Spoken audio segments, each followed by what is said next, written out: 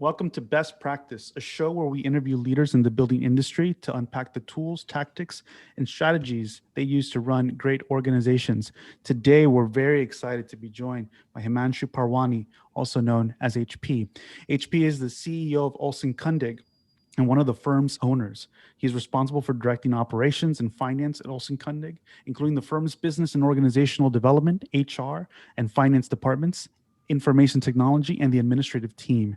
HP supplements the firm's design first strategy with effective operational resources. Very exciting conversation today. He's worked in international operations, capital markets, and strategic development for over 30 years. He began his career in finance at a specialized financial advisory firm before moving to the Middle East, where he worked on international corporate tax advisory services. After that, he became the chief financial officer of international operations for ACOM. So he's been able to see a lot of different scales, and maybe we'll talk a little bit about that. Since then, HP has gone on to hold CEO, COO, and CFO roles for various international firms in the AEC industry, delivering projects on almost all continents. HP is an avid mountaineer and has climbed some of the world's tallest mountains, including Everest, which is amazing. HP often climbs to raise money for causes close to his heart, including the American Cancer Society and Autism Speaks. Mountaineering reflects HP's larger approach to business and operations. He believes in fostering a team mentality where trust emerges as colleagues work together towards a common purpose. And with that, I'm also really pleased to be joined again by Chris Morgan from the Monograph team. HP, thank you so much for joining us. Hey, George, thank you so much for having me on the show. It's going to be an exciting conversation, and congratulations on getting the first conference put together. Section Cut seems really interesting, so looking forward to the topics there as well. So thank you great so to be much. here. Yeah, and Chris can kind of kick it off with us with the first question. Yeah, so thanks a lot, HP, and thanks, George, once again. So we had the absolute pleasure of having some of your colleagues on earlier this year at Olson Kundig, Alan Maskin and Jerry Garcia. And the conversation started with kind of reminiscing and looking forward to returning back to the office. So Alan and Jerry described the architecture of the office space at Olson Kundig. And I'm wondering if you can do something similar for us, but walk us through the business of Olson Kundig. Sure, great question. Well, the business of Olson Kundig in the end is design. I mean, everything that exists is there to support the design. Our philosophy is to be design first, and that drives our entire thought process. I mean, that's what our DNA is. And any and every decision that's made in the firm is based on the design first thinking. I mean, one of the things from my past that I've kind of brought here as well is that other functions, whether it's finance or HR or any of those things, are there to support design. So I would say our architecture is basically doing great design. Awesome, thank you for that. Why? The first question I'll ask is the one that we talked a little bit about, and I think is very timely for today. And essentially, why should people enter the profession now? Why should someone join Olson Kundig at any level or function? That's a great question, and that's something that I have pondered a lot, have discussed with my fellow colleagues in the profession.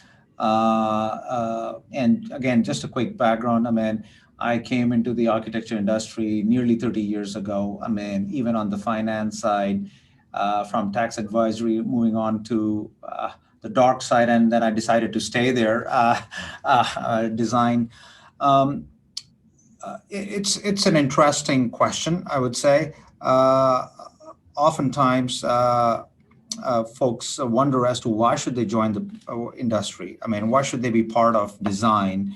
And one of the things that we, as designers or as architects, need to think about is there is built environment that has existed for nearly 2,000, 3,000 years. Now, all different innovation has happened in that time. And as we project the growth of mankind, I mean, we are 7+ billion people, and there is only so much that planet can support. How can we as architects support that population in the future? I mean, there's limited space. How do we get creative? How do we get innovative and come up with ideas which are sustainable?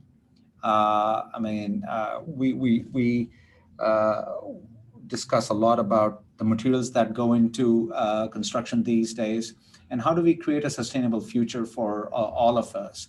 And I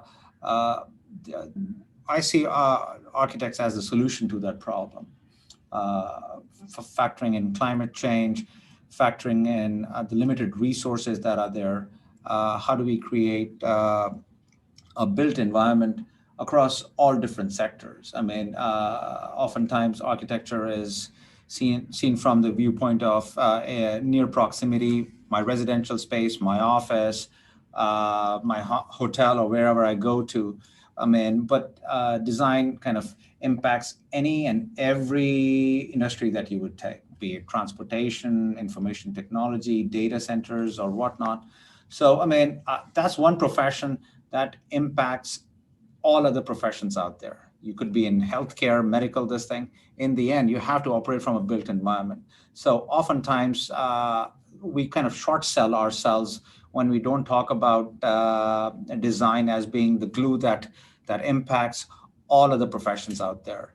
The more we kind of bring that to the younger generation for them to understand what does design mean, I think the more successful we would be, and also to appeal to the passion of folks.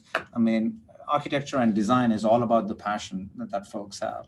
And coming out of school or colleges, etc., folks have a lot of passion, but then they see other avenues. I mean,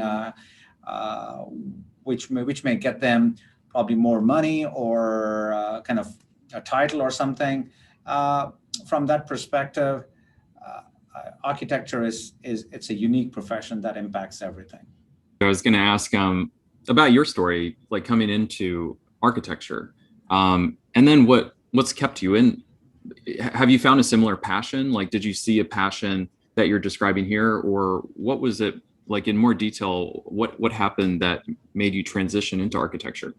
Sure. I was on financial advisory side, and in those days, AECOM wasn't really AECOM. I mean, it had different entities, and I clearly remember the first company that I joined was called DMJM. I mean, for the folks who've been around for a while would remember. And IMPay came out of DMJM, believe it or not.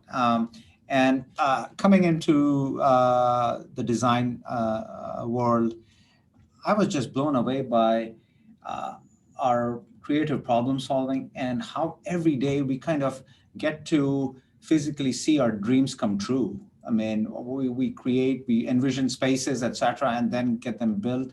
So, I mean, that's a unique profession or unique space to be in, whether it's architecture, interior design, landscape. I mean, you envision something, you have a possibility of making that in a physical space. And I mean, every day that I come in, I see way smarter people than I am, and creating new things, innovative problem solving, and it just brings me day in, day out. Over that trajectory, working at very different types of firms and very different sizes and in different roles too, as we highlighted earlier. Yeah. What have you tracked as like the most pressing changes or the trends that are currently impacting design, or like design services, maybe to be more specific?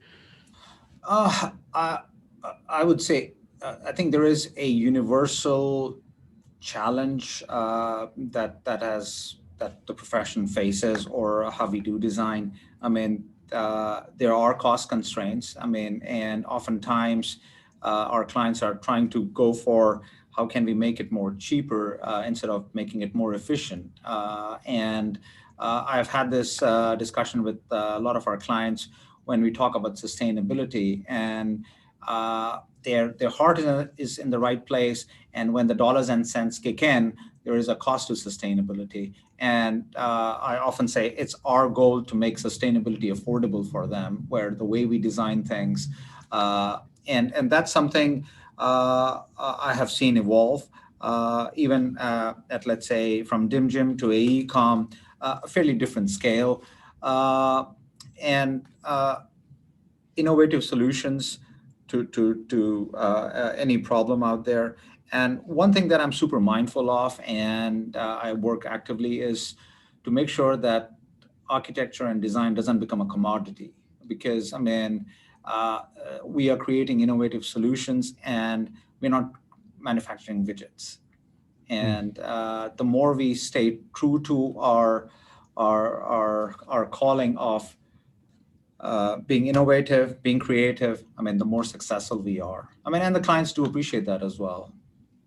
Do you find that the clients that Olson Kundig is be able to attract, like, do they already somewhat self-select themselves? The work that the firm does is very, distinguished, notable. It has its own aura in some sense. Like, from a brand perspective, do you feel like a lot of clients, come to you already with knowing a little bit of what they're getting in a sense? I would say yes and no. There is an element of what you describe, where of self-selection, but there is an aspirational aspect as well. And oftentimes, some of our clients come to us and say, "Could you do a 400 square foot cabin, for us?" And we would say, absolutely. And in fact, we find those projects to be more interesting because that challenges our thinking. Yes, we do larger spaces, but those are the projects that get our juices flowing. HP, I'm curious, like, as a business leader, but working with designers, I think a lot of architects feel that there's a fundamental conflict with the interests of business, with the interests of design or architecture. And I'm curious, have you discovered that there's like a fundamental misunderstanding that some architects have about business? I would say yes. I think universally that has existed for ever since the profession has been, where the conflicts around the business having to make money and the designer wanting to design I often intersect. And so there is, I would say, a misconception about it. And again, I would say the business side of things also needs to understand the needs of the creatives and the needs of design that needs to happen. Sharing an example with you, I was having this conversation with some members of my team the other day around this topic, and I was giving an example of design. I'm like, some of the business side or process is like the structural beams that you would have in a house or in any in any of our design projects, and you create around those. Those are there to support design. They are not the be all or end all, and that's where often I would say it's an art. Business is an art, architecture is an art, and how we make the two meld together instead of the two intersecting each other. How do they meld together? That's the key. For the firms that have been successful.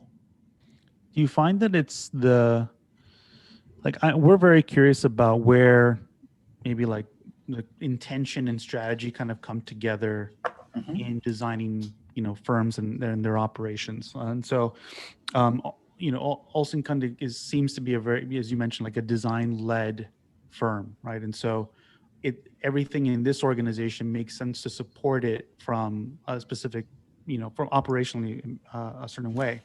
Does the business model then of the practice, or is it highly determined by that structure? In other words, in other businesses that you worked in, do you see certain things specific to Olson Kundig because of being design-led that might not be apparent in other types of firms, or is there something unique in just how the operations is structured relative to it being a design-led business?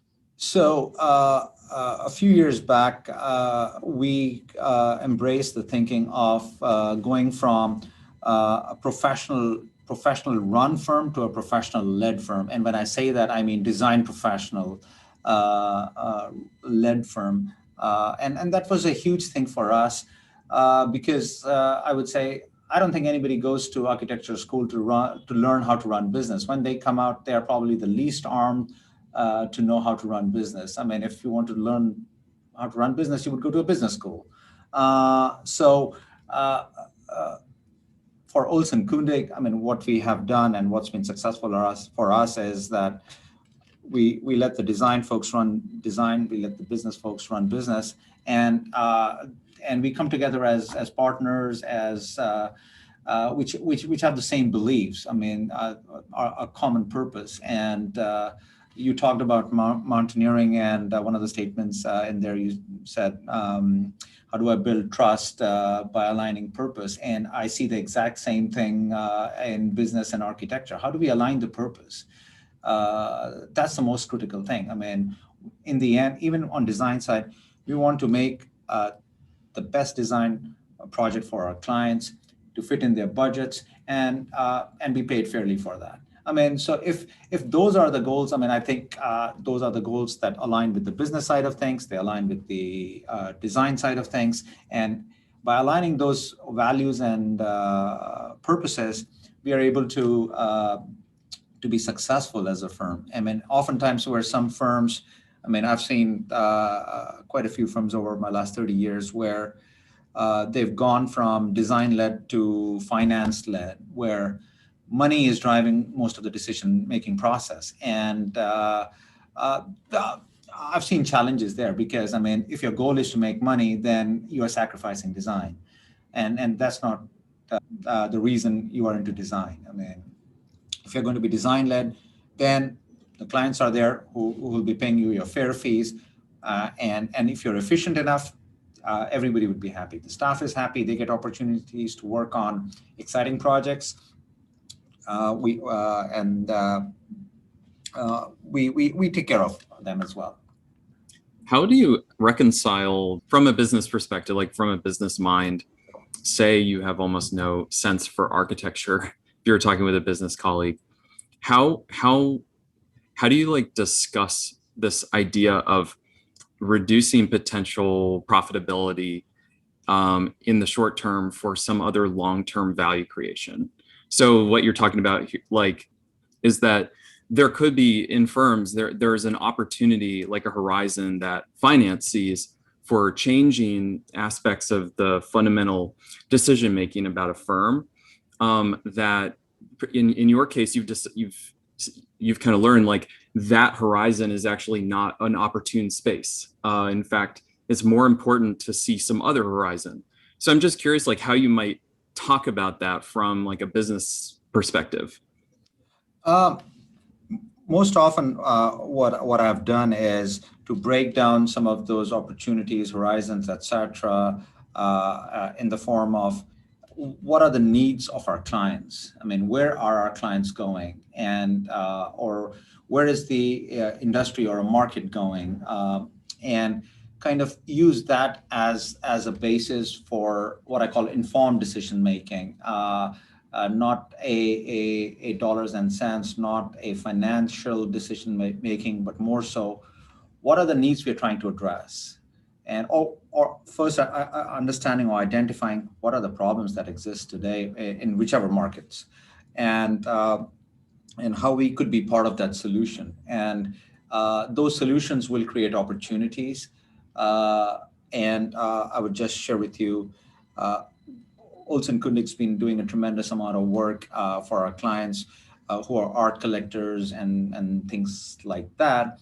And they often used to reach out to us and what could you help us identify art pieces or whatnot. And that kind of became a genesis for us to have kind of an art practice where we are helping clients curate art and things like that. So when we focus on the needs of the client, I mean, I think the opportunities just became so self-evident where we were like, is there a reason why aren't we doing this? Same thing with our push for sustainability, where once we understand the problem, I mean, why aren't all projects going through a sustainability index within the firm? And that's been one of our newest pushes where we are looking at how do how do we have all our projects go through a sustainability lens? I mean, like we do QC on all our projects, we should apply the same lens to all our projects.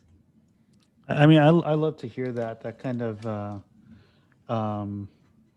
that story of being able to be so responsive to your clients that new lines of revenue potentially emerge because of that. Like new types of services that you're not necessarily boxed into, the phases that standard architecture or a standard AIA contracts might suggest, right? That you really are just trying to understand how do you provide design value, and Right. that in some sense, what I'm always fascinated about like design-led firms like this is that there's when people talk about value, right? A lot of the conversation in the industry is like, oh, our fees are so blah blah blah, and like, but we're it's so hard to explain our value or whatnot, blah blah blah. But I feel like by approaching it this way, by aligning yourself directly with what the client needs, very to the point where you can detect the change, right, in what that need is, you're able to just open up the organization, the firm,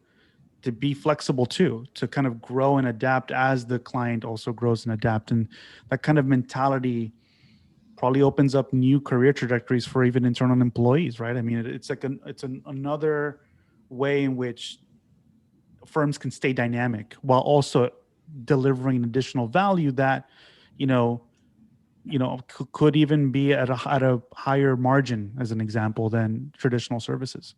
Absolutely. I think that's something that's very dear to us. We've always thought about that, and I would say there are certain other firms in our profession who think like that, who embrace that. And a case in point is the whole idea around digital fabrication and whatnot, where other firms are kind of using that innovative approaches to bringing efficiency and creating more margins, not just for us, but for the clients as well. I mean, we are making the whole construction process more seamless and more quicker for them, so that the time to market compresses and the projects are ready quicker enough.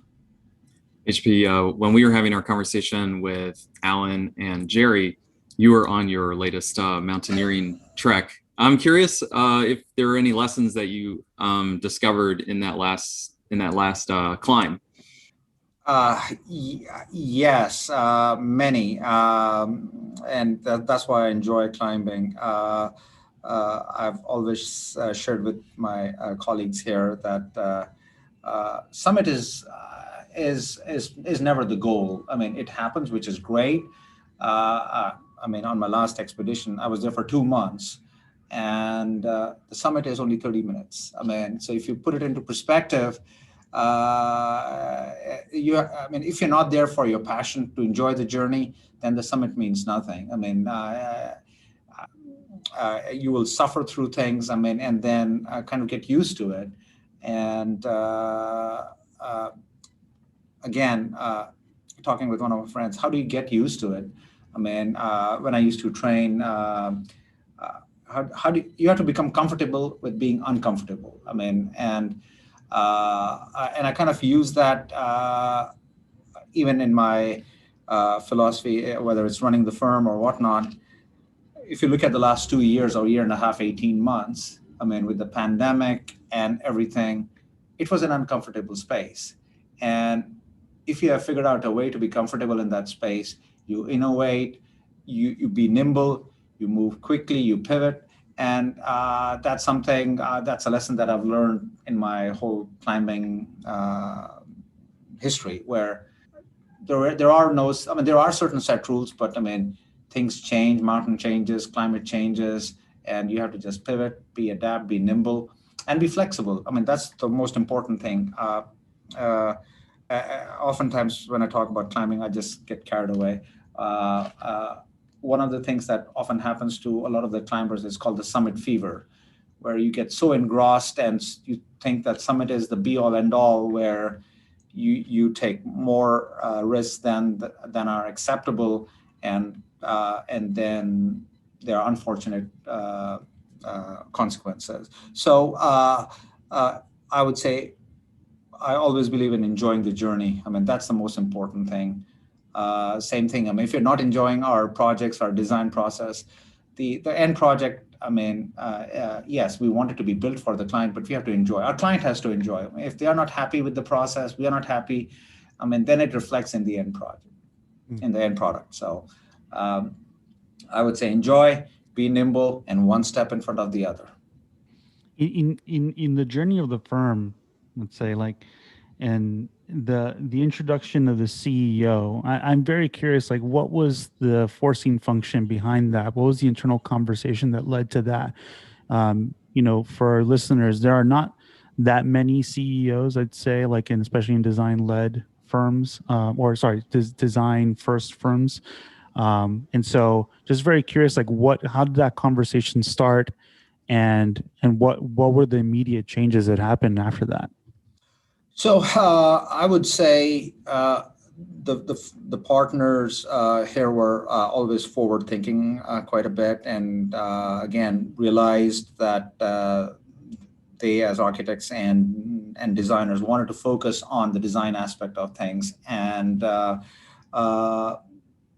they needed somebody to help kind of take on the day-to-day running of the firm and the business, etc. And also kind of somebody who's more of a strategic thinker. And titles, I mean, I guess the best way to put it is I could be the chief glue, or I could just be the glue. I mean, my goals is often to connect with the clients, connect with the staff, connect with the projects and profession, and how do I kind of stitch that fabric together.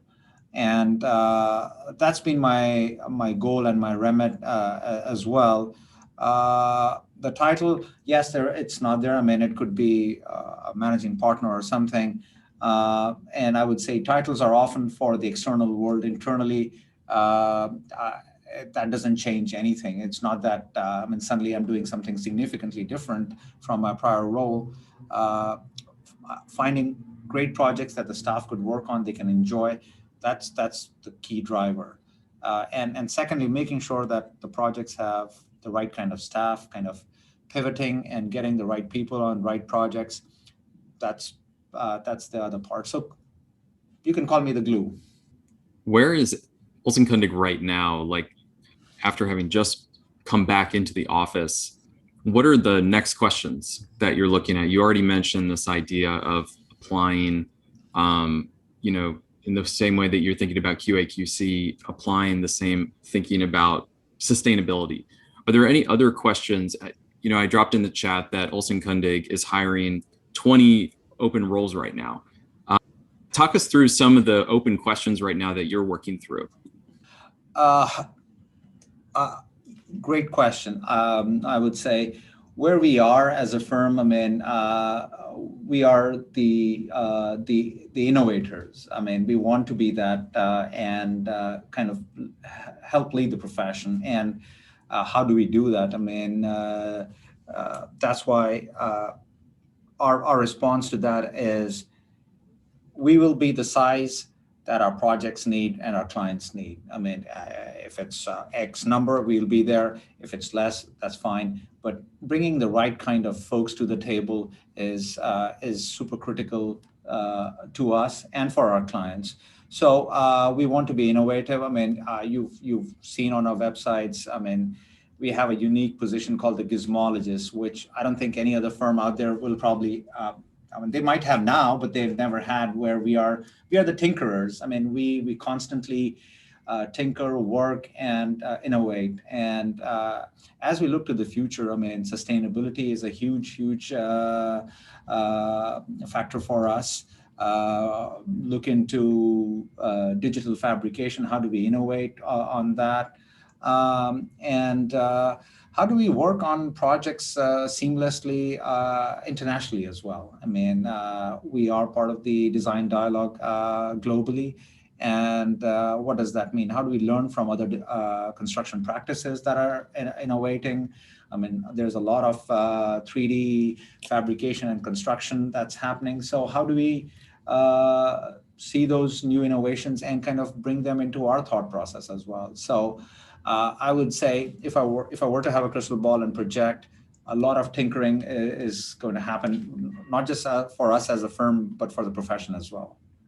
I mean, I'm just fascinated with the idea of like, what kind of design innovation could happen once those type of technologies get brought into practice, especially Olson Kundig's in the sense of like 3D fabrication and, it poses so many different design questions for a firm, especially one really, at least from my perspective, known in a very specific way, I guess, right? With a kind of identity, to so to speak, from a design perspective. My my next question would be, many, and then this is a really interesting one related to sort of case studies in business in general, but a lot of architects study the work of other architects purely from the perspective of like design, right? Like they buy the croquis to kind of like as an index of and maybe get inspired, maybe absorb some of that in their own work. Now, in the business sense, you have case studies, right? Right. It's the similar tool of the monograph, so to speak, is a collection of different examples. What are your own the kind of touch points for case studies in the industry or outside of it? Like what has been inspiring you recently from the way other organizations are run, or things that have just been kind of top of mind for you in that space? I'm glad that you asked that question. In fact, in a life prior to Olson Kundig, I was in interior architecture space, and in fact, there is a case study from Harvard on the CEO of that firm, which was Trisha Wilson, as to how she, I mean, that firm had a storied history of 40 plus years, and how she was successful, I mean, in putting together this world-class organization. And that's been an inspiration to me as well, having working with Trisha at Wilson, where we, having multiple offices and working with the who's who of the world with regards to interiors. Again, how do we stitch together the creatives to come and engage and be open to learning from other creatives, and that was a amazing experience for me, and I've really respected her for creating what she did in the interior architecture space. So that's something I'm really proud of. What's a finance and operations, like a really tough problem in your discipline? Maybe one that you have actually found a unique solution to, and then maybe two, one that you're still trying to figure out. Probably is the same problem, which I'm sure a lot of the other firms in the profession are facing, which is finding talent these days. I mean, it's a challenge. There are not enough folks getting into the profession, and it's challenging. And what we've done at Olson Kundig was we are working with I wouldn't call them a recruiting firm, but they are more recruitment process firm, and we brought them on board. Now, I'm sure other firms have done that before me, so nothing unique there. But what we did differently was we told them, if you're going to identify and hire talent for us, you have to effectively be one of us. You have to be in our space to spend some time, understand what we do, what makes us tick, understand our DNA. Because I see bringing on talent as not just a process, but I mean, kind of, you're making a marriage work together between the person that's coming in and what the firm is. And so we've had their team come to our office spaces. Again, this is before the pandemic, where they would be part of our Monday morning meetings or our crit or any of those, or even beer 30s. I mean, so kind of meet the folks that are here and understand our culture before you convey to a candidate what it is. It has worked so far great. Have we found all the talent that we need? No. And we'll continue to look for innovative solution on that as well. I mean, as to how do we attract people into the profession? We have a intern program which we've expanded on. We have brought on board interns from different parts of the world, different countries. And so we look at the profession and not just a microcosm of domestically, but on a larger scale where folks from different parts of the world are bringing different perspectives. So that process continues. Talent management, bringing on talent is a ongoing thing that will continue to happen. And we'll look at more focus from all firms collectively for the profession to grow and develop. We've heard from a lot of other, let's say, finance leaders in previous interviews about this kind of dynamic between numbers, let's say, right, and architecture or like the design process. How do you keep creativity in the work process and allow for people to have that extra time and flexibility to work on design, while also keeping in mind the budget, right, of a Right. project? Is there something that, from a process perspective, that has been structured to enable that kind of like open space time, but with time boxing? What are the kind of techniques that Olson Kundig has been working on that front?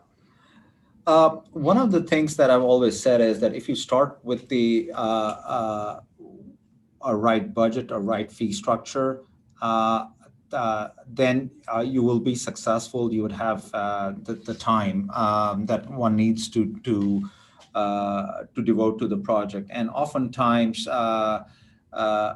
numbers are a starting point for a project and whatnot. And I often tell them, let's look at it from the perspective of what does the project need? What would it take to deliver a project? Let's start from there, and then we can rationalize what the numbers would look like. How many team members we need, what we need. Once we have that, then numbers are an end result of how the project is going.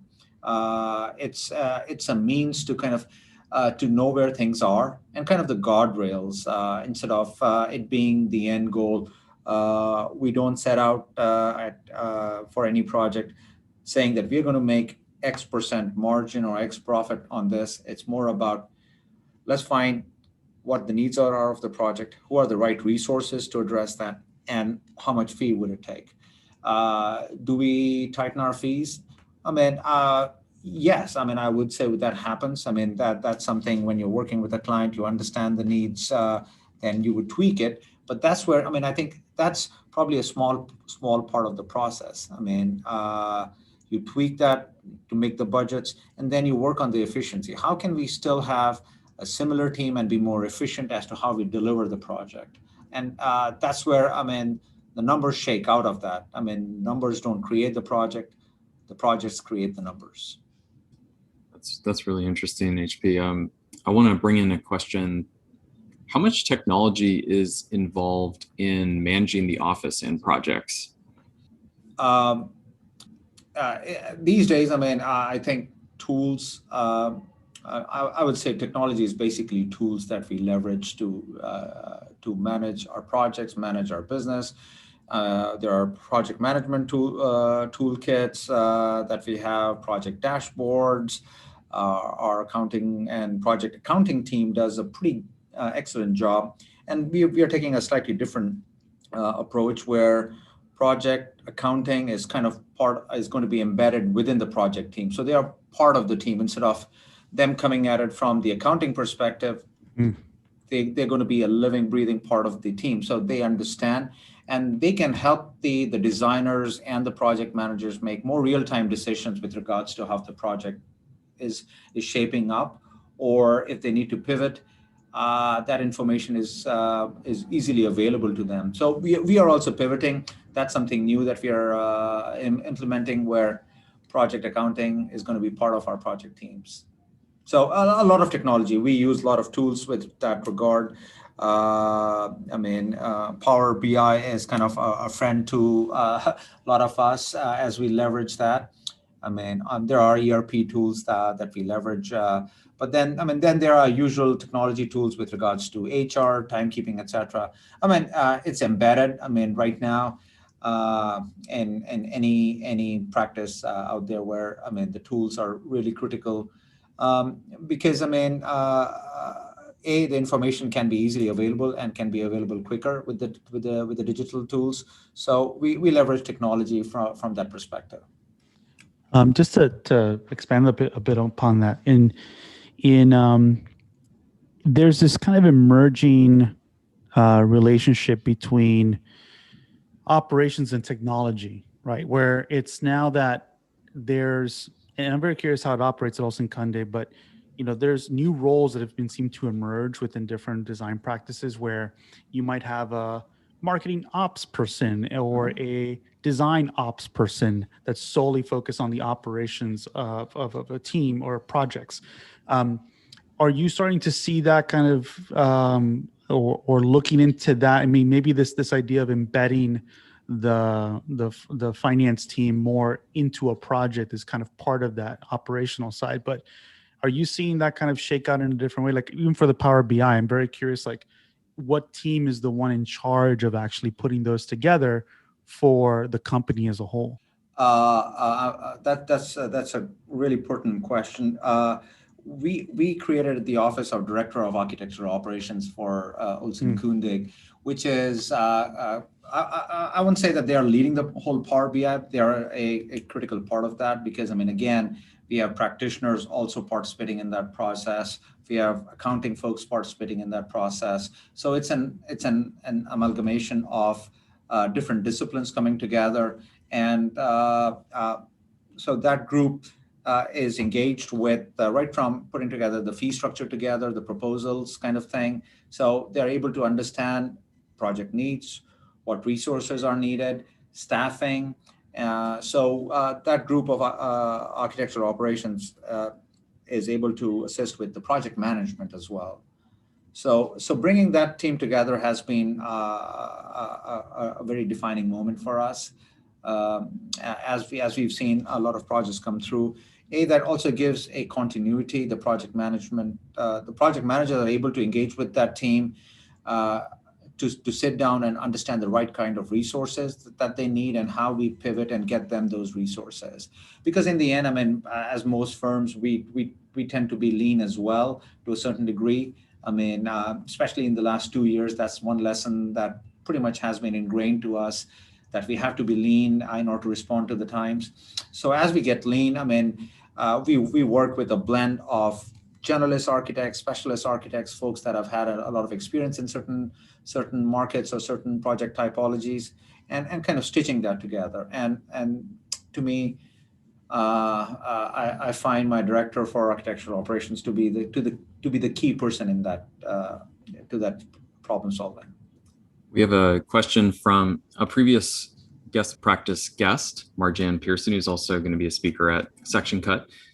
Marjan is asking if HP, are you involved in design discussions with the teams, like with clients? How does your business perspective impact the design process?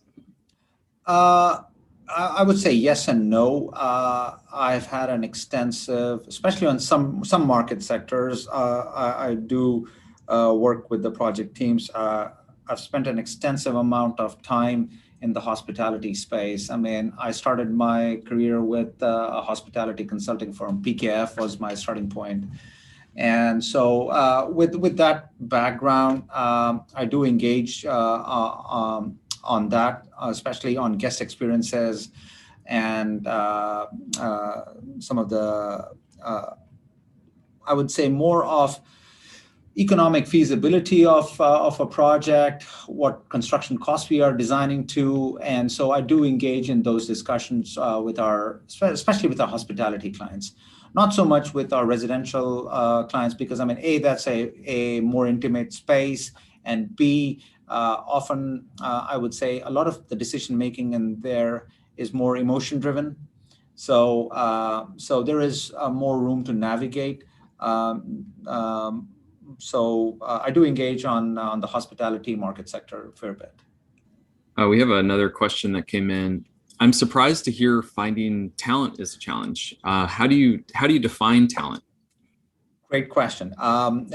I've had this discussion with our team and with our hiring firm that we use, which is we are looking for talent. We are not looking for resources. I mean, that's the distinction that we make. I mean, we are not just looking for a architect or a space planner. I mean, and that's where the challenge lies. I mean, it's difficult to find talent. I wouldn't say it's easy to find resources, but relatively speaking, finding folks that bring the right kind of experience to our project typology or the kind of markets that we work in, and kind of have honed their skills a little bit and are eager to learn and innovate. So when you bring all of that together, we are looking for talent and not so much just design resources. I'm always very curious about what, like, it's kind of a weird question, but essentially, when you think about bringing in talent to people, a lot of times there's the two approaches, and you mentioned a little bit about generalist versus specialist in some way. Do you find that like really strong candidates have an affinity for the business side, or already have a kind of operational mindset to begin with? Yes and no, I would say. I mean, I think for a big, they want to understand what it means. What does that mean? I mean, what's the art of business? And I kind of help them understand it from the perspective of a project. I mean, running the firm is akin to running your project. You're talking about the client, you're talking about the resources or the talent and the people that you need, and you want to make sure you're within the budget. You want to make sure in the end there is money left over for CCA. You're ahead of the curve and ad services happen. So it's very similar. And the folks that kind of understand or go down that path of figuring that out show a greater affinity to what's the business. I mean, in the end, the art of business for a design firm is the art of running a project. We also have a couple of questions regarding projects here.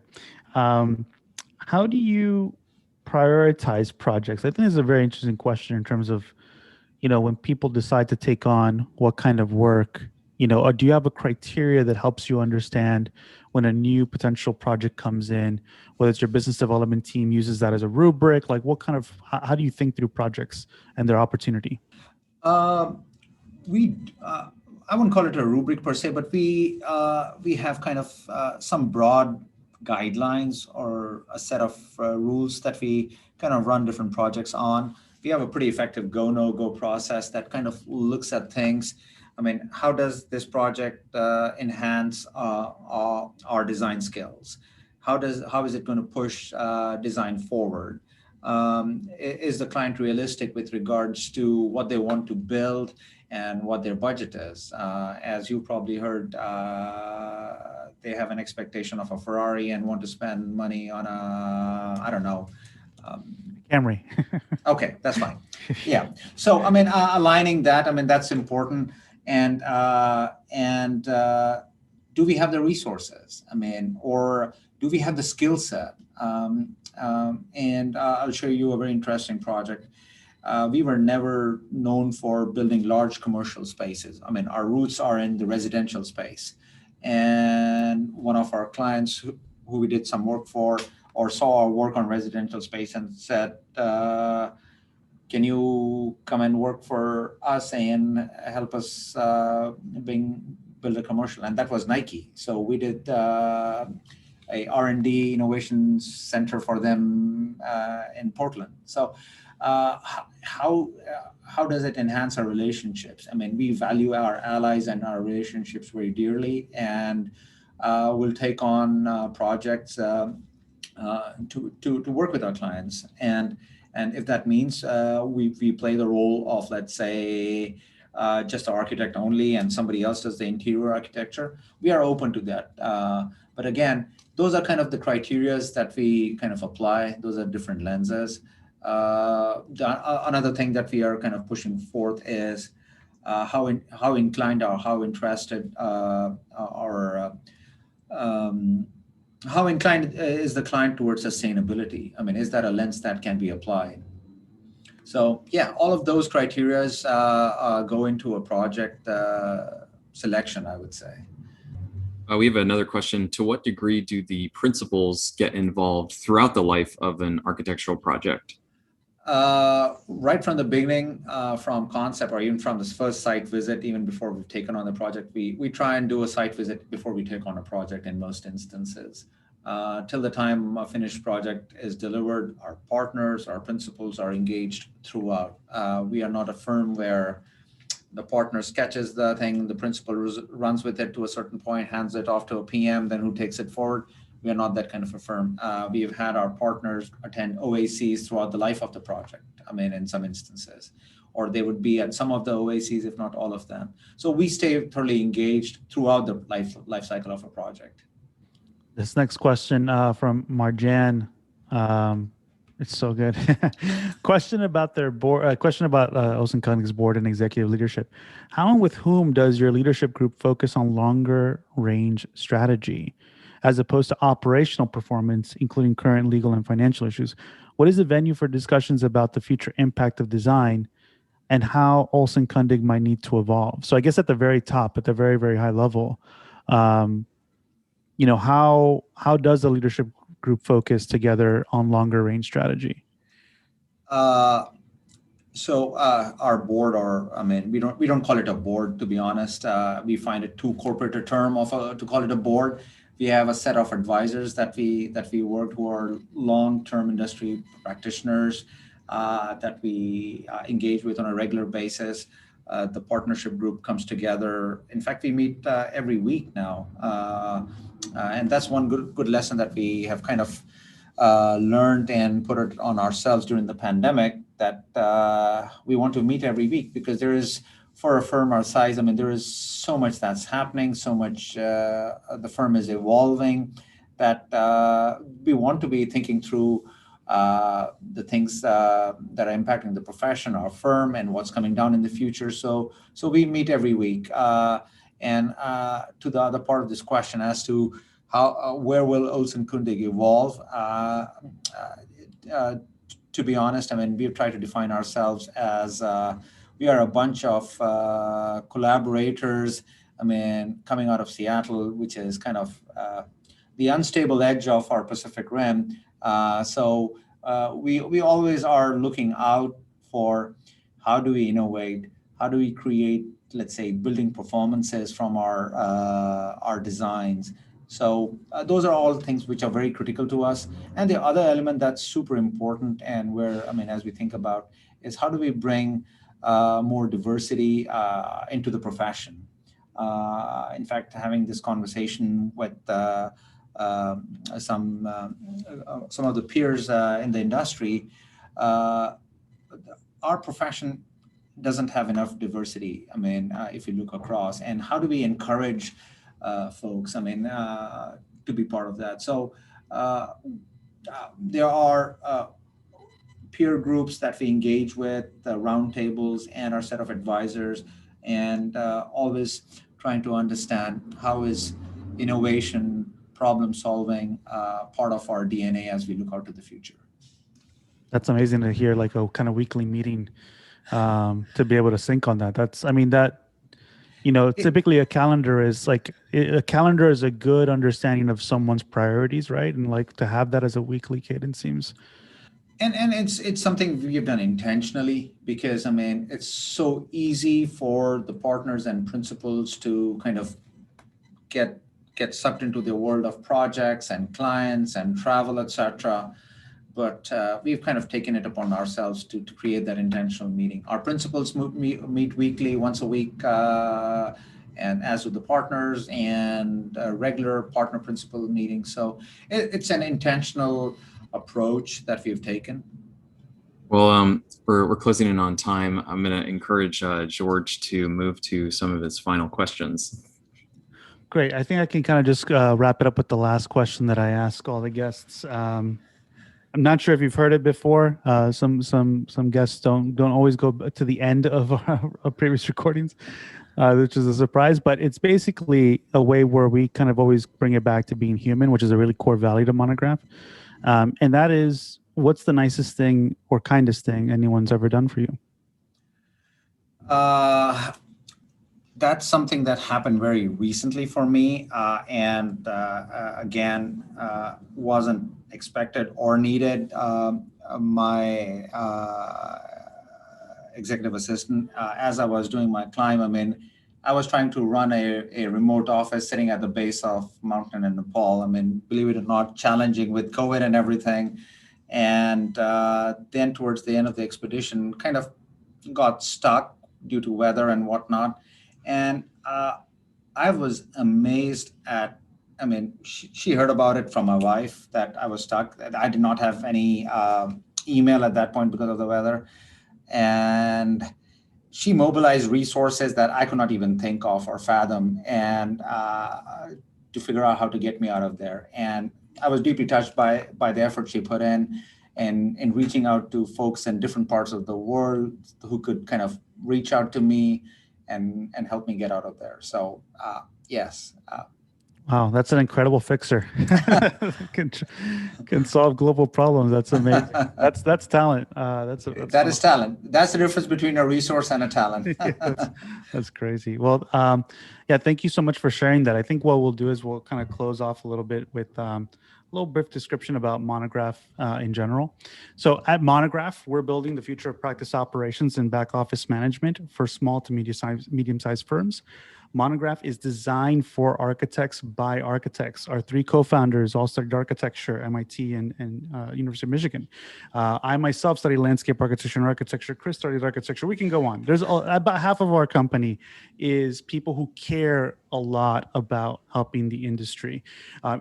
Monograph is essentially a great way to see a unifying vision of your firm in one easy and beautifully designed solution. HP mentioned about having like an embedded finance person within your project team to see, real-time budget information. Monograph does that explicitly with the money Gantt. We have a simple little bar on top of a Gantt chart that lets you know whether today you are on track or off track in relation to your budget, which is really powerful. So we can help you understand where you are in any given project, what your schedules and budgets look like. You can start a free trial today by going to monograph.com, or you can watch a live demo with our CEO, Robert. Every week, every Friday, tomorrow, he's going to jump on a call with myself and with people who sign up to just walk through the product and answer any questions that you might have. This is unheard of compared to other companies in the similar space. So I just want to reaffirm that we care, right? And this is how we do that. So we're going to add a link to the chat to both of those. And HP, thank you so much for this amazing conversation, for how open you've been talking about Olson Kundig and the challenges that you're facing, plus the opportunities. And yeah, really amazing. Well, George and Chris, thank you so much for having me. You guys are doing a phenomenal job. I mean, bringing different practitioners onto your podcast, and I've listened to a few of them. It's a wonderful forum and opportunity to talk about the things that are facing the profession as a whole, and not just as a firm or any position, but more so, how do we make our profession even be better?